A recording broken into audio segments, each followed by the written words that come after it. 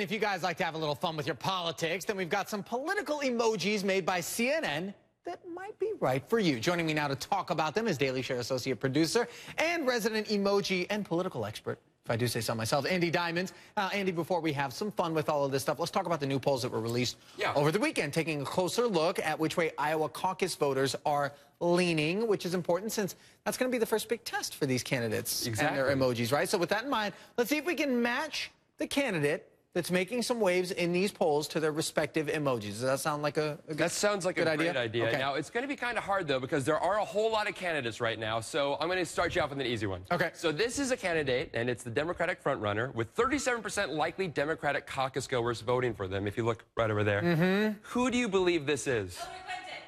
I was going to say that. Yasmin for the win. In fact, it is Hillary Clinton. She didn't buzz in. She did not buzz in, but I also didn't bring buzzers, so that's probably my fault. But however, this candidate has closed in with 7 points of Clinton at 30%. Bernie Sanders.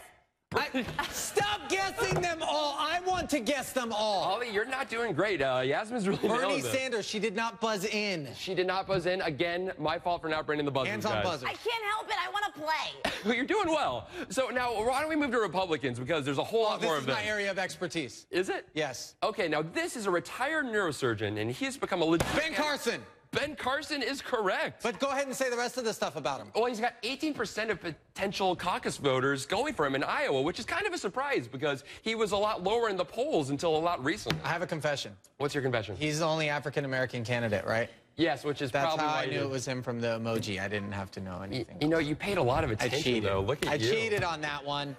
It's okay, though. Okay, well, how about this? Now, this is the front runner for the Republicans. He's getting a lot of attention. And but go ahead. I already buzzed in, but I will let you finish. Okay, well, I mean, there's not a whole lot to say other Donald than... Trump. Yeah, I Donald buzzed in. You were going to wait, so I decided to get it. Okay, you got one, Ali. Yasmin's got 3, and she's not even in the segment, so she's killing it. Oh, she's in the segment. Yeah.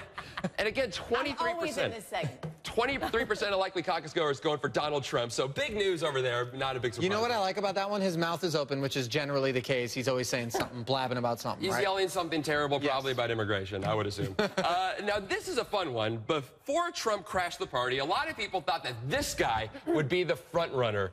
Jeb Bush.